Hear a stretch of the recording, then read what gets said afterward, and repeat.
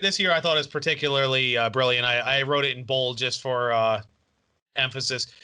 We often hear that if it weren't for religion, we would be immoral and unethical. Mirror neurons resoundingly refute this. We literally feel others' pain, and that induces in us empathy, distress, and the urge to help. Our brains are ethical by design.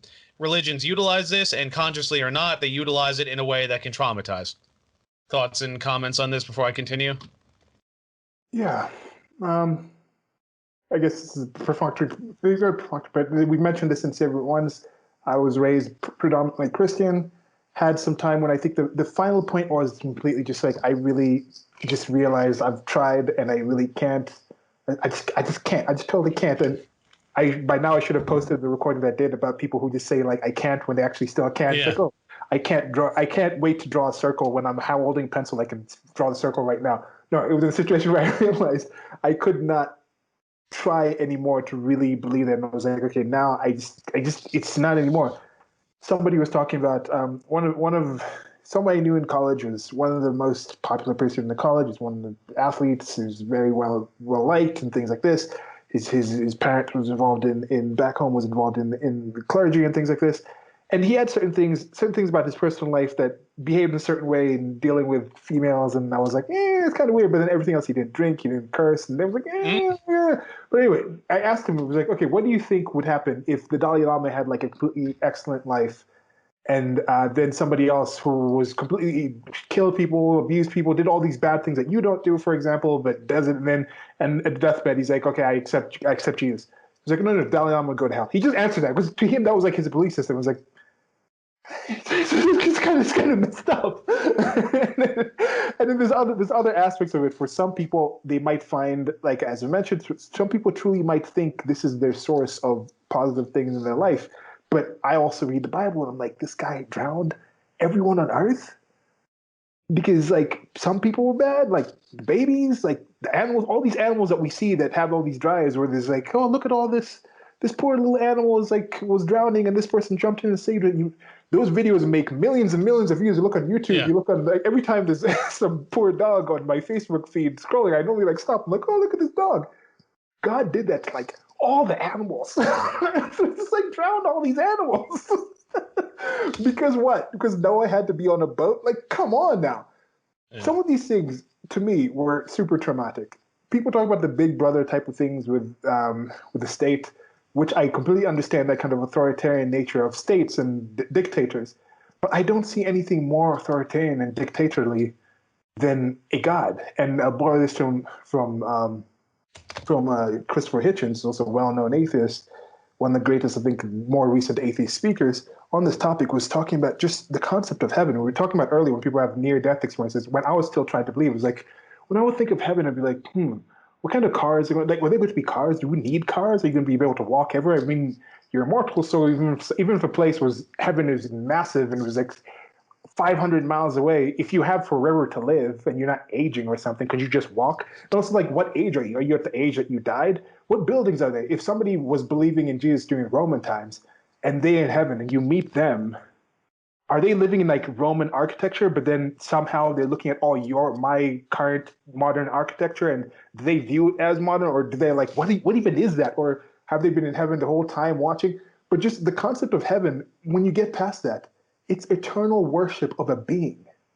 And that's how some of the most benign and nicest Christians will talk about this. I'm like, doing anything eternally is horrible, but imagine a being that wants you to worship them eternally.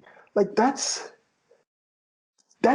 traumatizing. Imagine being like, I'm going to be able to exist forever, knowing that there's other people who just never knew about this guy named Jesus that are in hell, burning in the most horrific way possible.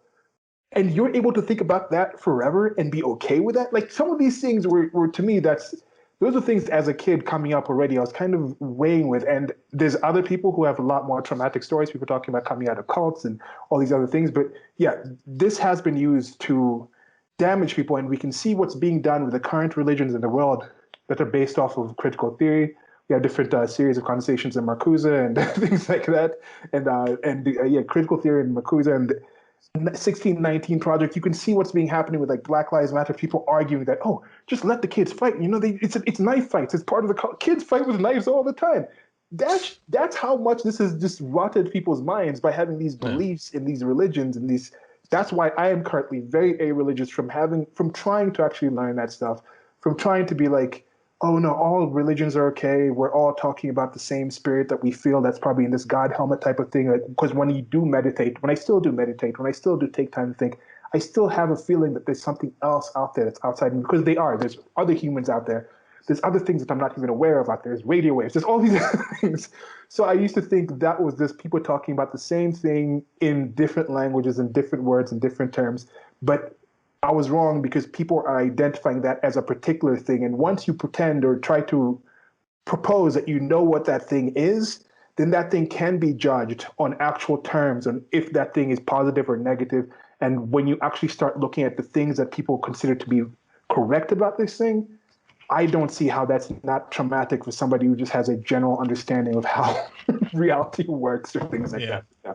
It's interesting you say that about the animals. I really like that one of the guy who, I guess he had a puppy that got like an alligator was trying to eat, but it was like a small alligator, and he actually goes into the water and pulls it out, and then he pulls the puppy out of the alligator's mouth, and he has a cigar in his mouth the whole time while he's doing it. It's like, was this in Florida? This sounds like a Florida thing. Yeah. Definitely sounds like a Florida story.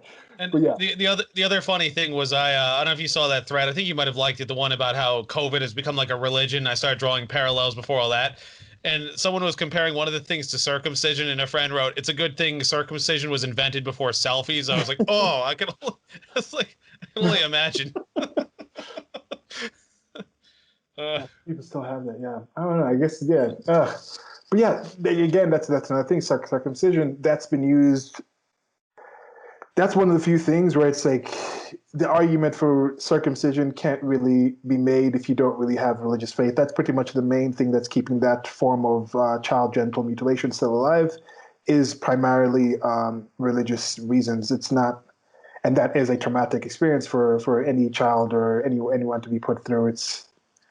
That's just one of the many that I think we can all think of that have been done by people who either believe in the religion that you believe in or an other religion that have been able to use that belief to act in certain ways. And normally they've been traumatized to believe that if they don't go out and commit this horrific thing, we're recently just talking about how I was just recently watching something. It was a B1M, a really good channel, has different things in architecture. They say the primary channel, the primary location. The guy has a really unique voice. The primary location for architecture. Yeah, really good videos. But they're talking about the building of the One Trade Center, and I was just kind of thinking, like, they literally flew 2 planes into 2 towers. Like, that was such a modern attack, like, because it needed skyscrapers. It needed the ability for people to travel from one place that believe that the place they're going to is so evil, yet be able to sit in that place and learn how to fly planes, which is just a small, unique thing that was invented by thousands of years. Just the things I was thinking that came together for that attack to be able to happen. And the primary reason being, these people are evil, and if I do this, somehow an all-good God will give me nirvana. And then think about the effect of that on all the other people that have come from that the wars that were started with that, and the mutilations and the things that have continued. Why do we believe in gods? There's reasons, but I'm running out of good reasons to continue supporting that. Mm-hmm. Yeah. All right.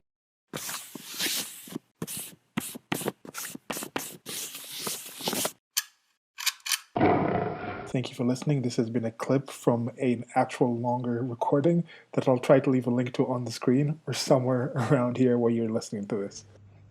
Presents. Presents. Presents. Presents. Peasants. Okay. Okay.